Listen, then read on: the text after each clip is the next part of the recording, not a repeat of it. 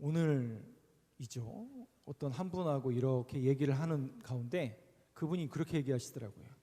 세상이 자기를 안 도와준대요. 세상이 자기를 안 도와준대요.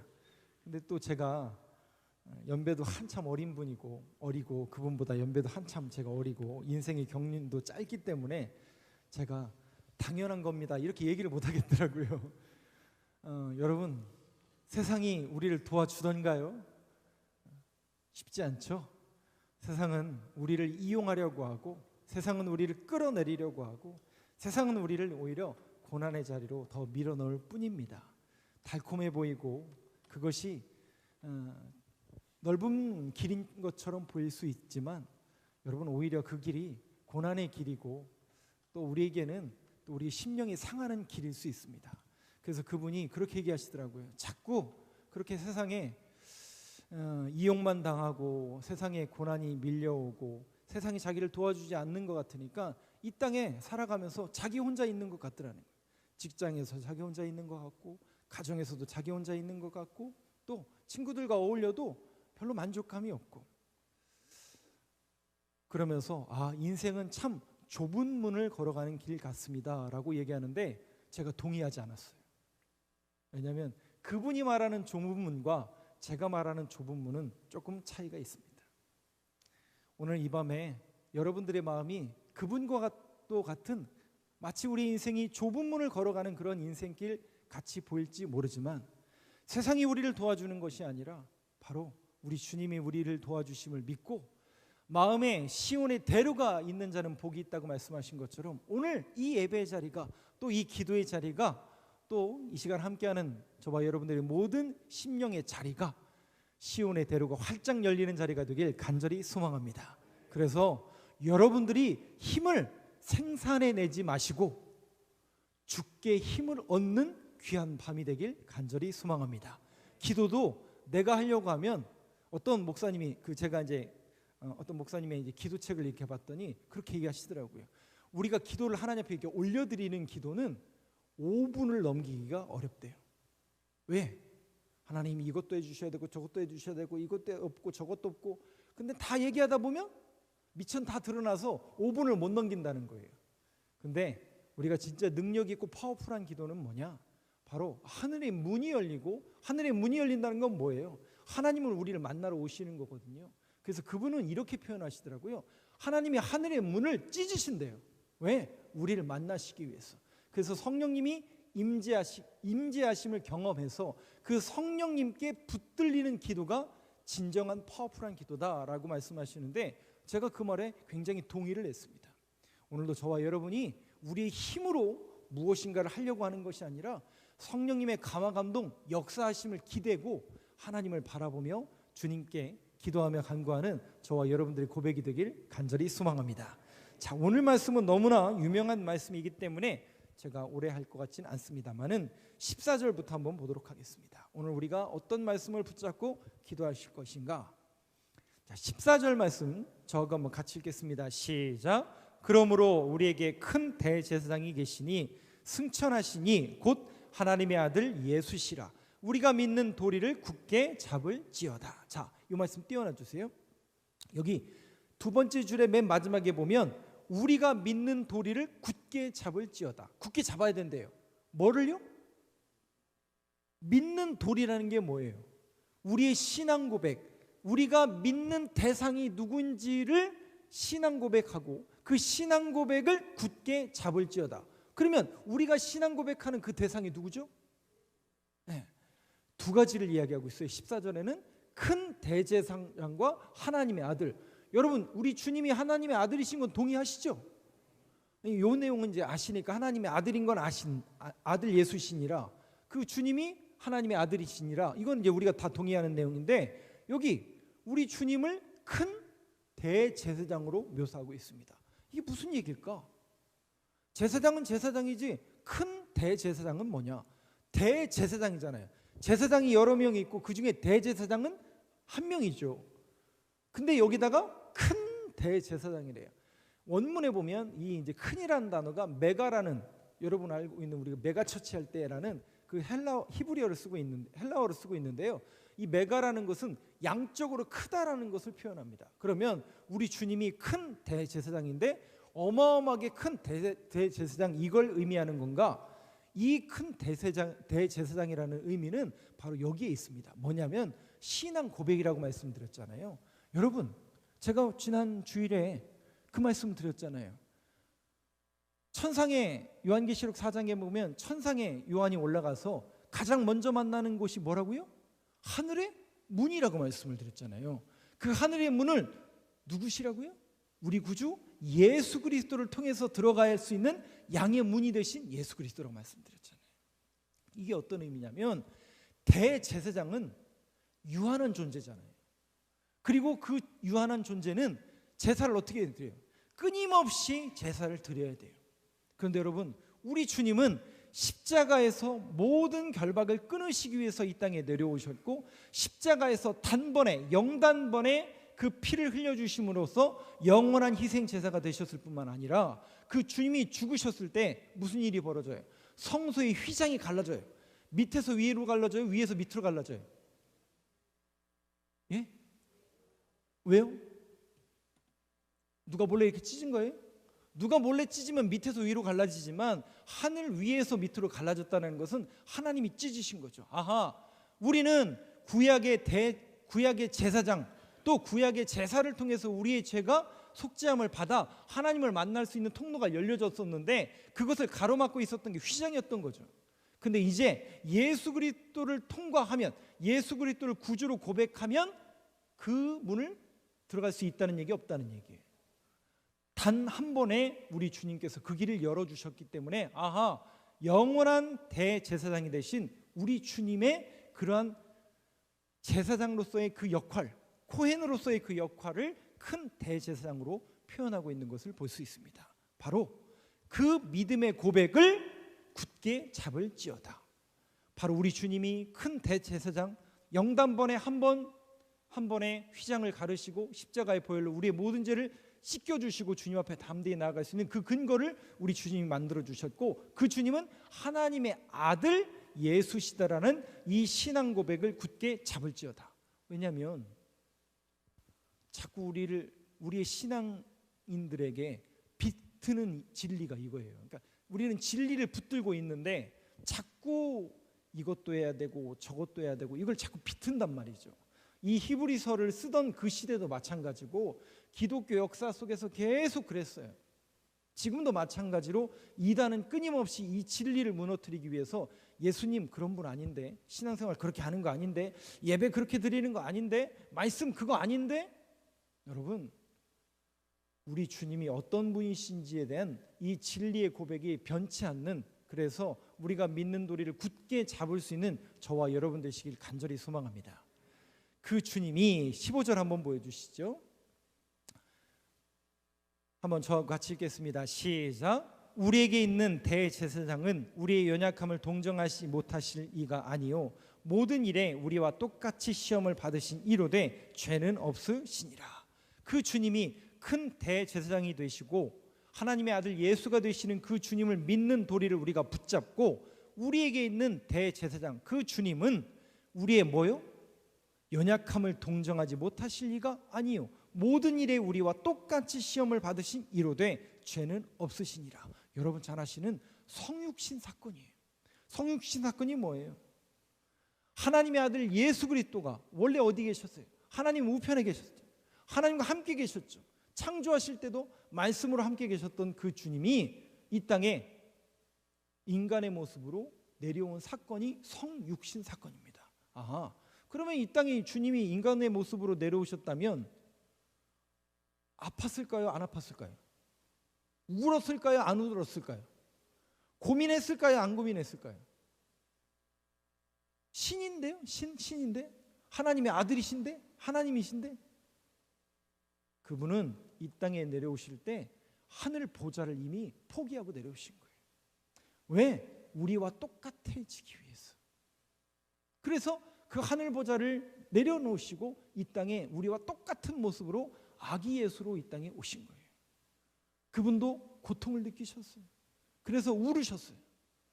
그분도 고민하시고 번민하시고 연약하셔서 우리처럼 울기도 하고 고민하기도 하고 낙심 주님도 할 때도 있었겠죠.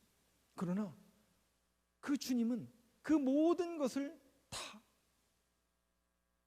담대하게 다 받으신 거예요. 그리고 그 주님이 이 땅에 오셔서 결국 십자가에서 우리의 모든 죄를 짊어지시고 죽으심으로 인하여 하나님께 나아갈 수 있는 통로를 열어주신 거예요.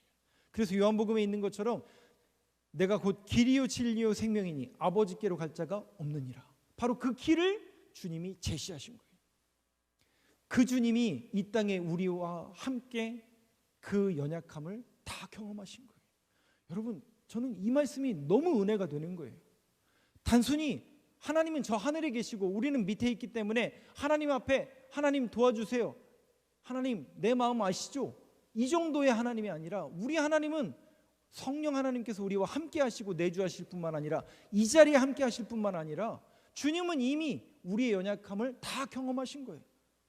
너 아프구나, 너 마음에 낙심이 되었구나, 야 나도 경험해 봤는데 그거 정말 힘들더라. 여러분, 그게 누구의 마음입니까? 우리 주님의 마음 아니에요? 주님이 그걸 다 아신다는 거죠. 다 아신다는 거죠. 그래서 정말 어떤 목사님이 이 구절만 가지고 설교하시는데 제가 너무 은혜가 되시더라고요. 여러분들이 오늘 기도의 자리에 나오셨잖아요. 그러면 여러분들이 주님과 친밀하시다면 친밀한 주님 앞에 모든 것을 다 내려놓으세요. 그냥 기도하라고 하니까 딱 일단 근엄하게 자세를 꼿꼿하게 하고 주여 삼창하고, 물론 이런 형식도 방법론적인 툴도 중요하지만 여러분, 기도라는 것은 하나님과의 1대1로 만나는 자리 아닙니까? 우리가 지금 공예배로 이렇게 같이 예배를 드리고 있지만 항상 우리는 신 앞에선 어떤 사람이요? 단독자로 서는 거거든요. 근데 이제 기도하다 보면 옆에 사람이 혹시 들을까봐 이렇게 크게 못하는 경우가 있잖아요. 저도 이제 좀 그럴 때가 있어요. 뭐 이렇게 잘못한 거 있어서 하나님 이렇게, 근데 이제 뒤에 새벽에도 이제 뒤에 분들이 들을까봐 이제 크게 못하는 경우가 종종 있는데 부끄러운 건 부끄러운 거잖아요. 그런데 중요한 건 뭐냐면 비록 부끄러울진 모르지만 하나님 앞에 내려놓는 게 더 중요한 거 아니에요? 그래서 그 목사님 얘기가 정말 좀 동의가 되더라고요. 하나님 앞에 투덜거리는 밤이 되길 바랍니다라고 기도하시더라고요. 하나님, 나 이것도 없고 저것도 없고 왜 우리 자녀들은 이렇게 말도 안 듣고 내 남편은 이렇게 말도 안 듣고 저는 다 그거밖에 없습니다. 이 한 주 동안 월요일부터 금요일까지 직장 다니는데 저 사람이 안 도와주고 쟤도 안 도와주고, 아이고 세상에 아무도 안 도와주네요. 주님밖에 나의 도움이 없는데 하나님 도와주세요. 그죠? 하나님 앞에 투덜거릴 수 있는 그런 밤이 되길 간절히 소망합니다. 왜 그렇게 투덜거릴 수 있어요? 그 주님이 우리의 모든 것을 아시거든요. 우리 연약함을 아시거든요. 제가 기도 못하는 거 주님도 알고 계시거든요. 제가 능력 없는 것 주님도 알고 계시거든요. 그런데 오늘도 저와 여러분을 이 자리로 부르신 것은 하나님이 뭔가 계획이 있고 하나님이 뭔가 뜻이 있고 저와 여러분을 이 밤에 기도하는 자리로 부르신 것은, 아하, 기호야, 제 이름이잖아요. 너 목사로서 기도 좀 더 해야 되겠다 라고 하시는 거 아닐까요? 또 기도의 자리로 부르신 이 모든 것이 하나님의 뜻이 반드시 있겠죠. 그래서 하나님 앞에 온전하고 솔직하고 정직하게 모든 것을 토설할 수 있는 투덜거리는 이 밤, 저와 여러분들의 기도의 제목이 되길, 이렇게 얘기하면 조금 어설픈 기도의 제목이 될 수도 있을지 모르겠지만 여러분 그렇게 주님 앞에 친밀하게 다가가고 그 주님을 만날 수 있는 이 밤이 되길 간절히 소망합니다. 마지막으로 16절 한번 보여주시죠. 저는 오늘 이 말씀을 통해서 결론 겸 기도의 제목을 삼으려고 하는데요, 한번 같이 읽어보겠습니다. 시작. 그러므로 우리는 긍휼하심을 받고 때를 따라 돕는 은혜를 얻기 위하여 은혜의 보좌 앞에 담대히 나아갈 것이니라. 여기 보니까요, 은혜의 보좌라는 단어가 나와요. 은혜의 보좌. 은혜의 보좌가 어디예요? 그렇죠. 예배의 자리, 하나님을 만나는 자리. 실상은 그러니까 위치로 말하면 딱 어느 자리, 장소로 말하면, 이게 구약 시대로 말하면 이게 히브리서 자체가 그 구약에 있는 율법을 그걸 모태로 해서 이렇게 유대인들에게 주시는 말씀이기 때문에 유대인들이 이걸 다 안다는 말이죠. 그 은혜의 자리는 시은소를 말합니다. 지금은 이 단어를 안 쓰죠. 시은소라는 단어 아세요? 헐, 아니 죄송해요. 시은소라는 단어를 모르시나요? 그렇군요. 예. 시은소는 은혜가 내리는 자리라는 뜻인데, 예. 속죄소라고 하고요. 이제 우리 성경은 이제 속죄소라고 번역을 하고, 옛날 성경과 옛날에는 시은소라고 그랬어요. 여기를 어디냐면 법궤가 있잖아요. 법궤. 여러분 그 법궤는 어디에 있어요? 성전으로 말하면 성소에 있어요? 지성소에 있어요? 성소는 뭐고 지성소는 뭐예요? 네, 성전은 이제 들어가는 문은 하나죠. 들어가면 성소에 지성소예요. 들어가면 성소죠. 성소에는 분향단이 있고 떡상이 있고 메노라가 있죠. 촛대가, 등잔대가 있죠. 그리고 그 앞에 뭐가 있어요? 그렇죠. 분향단이 이렇게 있어요. 그러니까 성소에 이렇게 딱 들어가면 오른쪽에는 12개의 떡이 있는 떡상이 있고 왼쪽에는 7개의 등잔대가 있어요. 그 등잔대가 안을 밝히는 거고, 저 앞에는 커튼이 이렇게 내려져 있어요. 이걸 휘장이라고 하죠.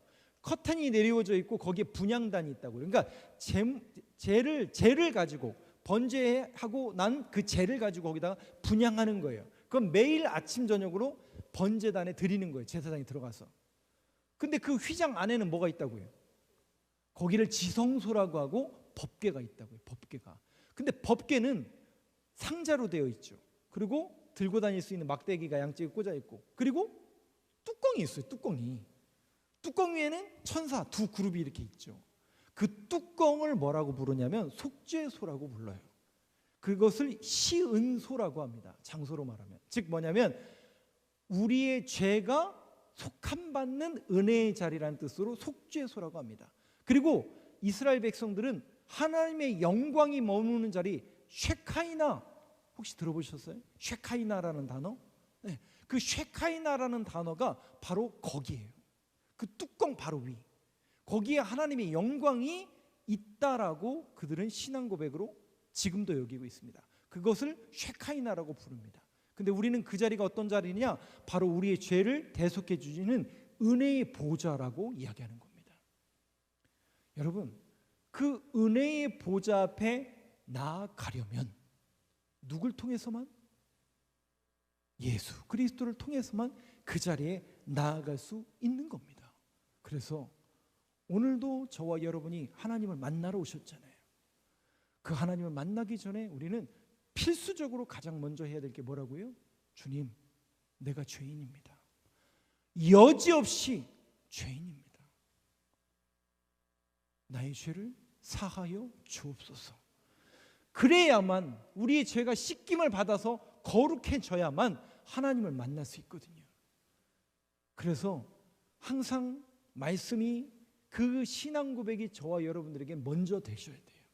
그래서 하나님 앞에 오늘도 나아가실 때 첫 번째 기도 제목은 다른 거 없습니다. 주님, 내 죄악 알고 지은 죄 모르고 지은 죄 너무나 많지만 주님께서 용서해 주실 것을 믿고, 뭐냐? 바로 여기에요. 그러므로 우리는 긍휼하심을 받고 해요. 그러니까 주님이 어떤 분이시라고요? 긍휼하시고 자비로우시고 인애가 많으신 그거를 긍휼하심으로 표현한 거예요. 즉 뭐냐? 우리가 아무리 주홍 같은 죄를 저질렀다 할지라도, 야, 너 그래서 되겠냐? 너 목사가 그렇게 해서 되겠냐? 그 정도밖에 안 되냐? 하나님은 이렇게 책망하시고 나무라지 않는다고요. 우리의 모든 죄를 하나님 앞에 다 고하면 아무리 주홍 같은 죄라도 주님께서 씻겨주신다고 말씀하셨고, 그 은혜와 자비와 긍휼하심이 무한하신 하나님이시기 때문에, 우리 주님이시기 때문에 우리는 뭘 믿고? 예수 그리스도의 긍휼하심을 믿고 담대히 주님 앞에 나아갈 수 있게 됐으니, 그 주님께 모든 것을 아뢰고 토설하는 저와 여러분들의 고백이 되기를 간절히 소망합니다. 그렇게 하나님 앞에 고백하셔야 돼요. 내가 죄인입니다. 나를 용서하여 주옵소서. 그리고 나서 긍휼하심을 받고 뭐요? 저는 정말 이 말씀이 우리에게 중요한 말씀 같아요. 때를 따라 돕는 은혜. 여러분, 때를 따라 돕는 은혜라는 게 무슨 말일까요? 어떤 목사님이 이렇게 표현하고 있는데 저도 이 말에 동의합니다. 적절한 은혜라고 얘기하시더라고요. 다시요. 때를 따라 돕는 은혜를 이 목사님은 적절한 은혜로 표현하시더라고요. 이런 비유를 들으시더라고요. 저도 마찬가지인데 제가 초등학교 5학년 때 저희 집이 이제 저희 이제 아버님이 선생님이셨으니까 이사를 많이 다녔다고 그랬잖아요. 근데 이제 아버지가 저희 아버지 보고 계실 텐데 네. 그래서 이제 집을 이제 5학년 때 이제 정착하게 된 거예요. 이제 비로소 제가 5학년 때 한 곳에 정착했는데 집은 꽤 이제 큰 집이었는데 옛날 집 혹시 기억나시나요? 그냥 슬레트만 이렇게 올려놓고 그 흙이었어요. 그리고 이제 부실 수는 없으니까 흙에다가 이제 시멘트라고 하죠. 시멘트를 그냥 바르고 벽지만 붙이는 그런 집이었어요. 근데 이제 이게 오래되면 어떻게 돼요? 안에 이제 흙이나 이런 게 녹고 벽지가 떨어지고 그 당시에는 이제 곰팡이도 많았잖아요. 그러다 보니까 이제 벽지 떨어지고 그러다 보니까 금방 낡아지죠. 그럼 이제 시멘트를 새로 발라야 되는데 저희 아버지가 그걸 하실 수 있었을까요? 못했을까요? 저는 하실 수 있을 줄 알았어요. 왜냐하면 그때까지만 해도 저희 아버지는 못하는 게 없는 분이었잖아요. 여러분들 이제 우리 어렸을 때 보면 아버지는 막 맥가이버고 막 모든 걸 다 하시는 분이잖아요. 못하시는 거예요. 이걸 소위 말해서 뭐라고 그래요? 미장이잖아요. 못하시는 거예요. 그 동네 분이 이제 저희 아버지를 놀리는 거죠. 이것도 못한다고 막 애들만 가르칠 줄 알았지, 글만 조금 알지 이런 것도 못한다고 막 놀리시면서 그거 하는 것들 제가 기억나는데 그때 봤더니 저희 아버지가 하루 종일 뭐 하시냐면 뭘 이렇게 준비하세요. 뭐 흙도 갖다 놓고 뭐 이런 것도 갖다 놓고. 근데 초등학교 5학년 때 제가 그걸 이해할까요? 못할까요? 전혀 이해하지 못하죠. 근데 뭔가가 이렇게 산적해서 준비가 되고 그제서야 일이 시작되고 어느 날 보니까 뚝딱 시멘트가 발라져 있는 거예요. 여러분 뭘까요 이게? 뭘 의미하는 걸까요? 바로 이겁니다. 하나님께서 무언가를 하나를 완성하기 위해서 어떤 큰 그림을 완성하기 위해서 뭘 준비하시는 거예요? 적절한 때와 준비를 하시는 겁니다. 근데 우리는 그 때와 시기를 알 수 있어요, 없어요? 아니 주님은 오히려 뭐라고 말씀하시냐면 우리가 알려고 하지 말아라. 그거는 하나님의 고유의 권한이고 하나님만 아시니 너희는 그저 믿음으로 나아가라. 이것만 얘기하시거든요. 저는 정말 그런 것 같습니다. 지금은 모르죠. 그래서 제가 여러분들에게 이런 말씀 드릴게요. 제가 별로 안 좋아하는 제 개인적인 의견입니다. 제가 개인적으로 별로 안 좋아하는 그 단어가 대박나세요라는 단어를 별로 안 좋아해요. 여러분 우리의 인생에 대박나는 게 정말 좋을까요? 제가 인생을 이 정도 살고 제 주변에 있었던 사람들 중에 대박난 사람 중에 신앙생활 제대로 하는 사람 한 명도 못 봤어요. 오히려 그 대박이 그의 신앙을 막더라고요. 그래서 저는 그 말을 별로 좋아하지 않아요. 이거는 신앙에 돕는 게 아니라 오히려 방해물이 되더라고요. 그것으로 인해서 신앙 포기하는 사람 한두 명 본 게 아니에요. 저는 정말 중요한 게 뭘까? 바로 우리에게 주시는 적절한 은혜. 아니 바로 우리 옆에 있는 그 모든 것들이 하나님의 적절한 은혜입니다라고 고백하는 게 제일 중요한 신앙 고백인 것 같아요. 그래서 옆에 분 한번 보세요. 누가 앉아 있어요? 어떤 분에게는 친구도 앉아 있고 어떤 분에게는 남편이, 어떤 분이 부인이 앉아 계시잖아요. 그래서 여러분들이 정말 그 신앙 고백 속에 뭐 있어야 되냐면 옆에 계신 분이 정말 적절한 은혜입니다. 여러분들에게 허락하신 그 사모님이, 그 남편이 적절한 은혜입니다. 동의를 안 하시는데 저는 정말 동의합니다. 저기 뒤에 이제 앉아 있잖아요. 그래서 그런 게 아니에요. 저도 생각할까요, 안 할까요? 저분을 안 만났으면 내가 어떤 인생이 펼쳐졌을까요? 모르죠, 저도. 근데 제가 확신하는 건 뭐냐면 저분이 나를 향한 하나님의 계획 가운데 적절한 은혜라는 믿음의 고백이 있습니다. 여러분들은 있으신가요? 여러분 옆에 계신 분이 정말 적절한 은혜라고 여러분들 동의하시나요? 그런 은혜가 있다면요 아쉬울 게 없어요. 그런 은혜가 있는 사람은요 낙심한 이유가 별로 없어요. 왜? 세상은 여러분 보세요. 자꾸 모든 것들이 가치관이 다 이거잖아요. 높아져라, 더 많이 가져라. 야, 너 그 정도 갖고 되겠냐? 세상 사람들은 다 이거잖아요. 그러다 보니까 우리가 모든 정신과 심령과 가치관이 거기에 몰두가 돼 버리니까 나는 이것도 없고 저것도 없고 내 안에는. 근데 여러분 아니라니까요. 그분이 당신을 향한 하나님의 계획이고 당신을 향한 적절한 은혜라고 신앙 고백이 되면 하나님 이것도 감사하고 저것도 감사하고, 디모데전서 4장 5절 6절 하나님께서 지으신 모든 것이 선하심에 감사함으로 받으면 버릴 게 없다니까요. 그래서 하나님의 말씀과 기도로 거룩하여짐이니라. 여러분 이 믿음의 고백이 저와 여러분들의 고백이 되길 간절히 소망합니다. 반드시 하나님은 때를 따라 돕는 은혜를 우리에게 허락하실 것입니다. 적절한 은혜를 우리에게 허락하실 겁니다.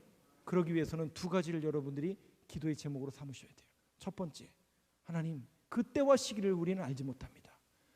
그러나 반드시 그때와 시기가 우리에게 주어질 것을 믿고 그때까지 버틸 수 있는 용기와 힘을 허락해 주옵소서. 그리고 반드시 그 은혜가 우리에게 주어질 것을, 때를 따라 돕는 은혜가 우리에게 임할 것을 믿는 믿음 안에서 살아갈 수 있도록 오늘도 저희들에게 믿음을 허락하여 주시옵소서. 이런 믿음의 고백이 저와 여러분들의 고백이 되길 간절히 소망합니다.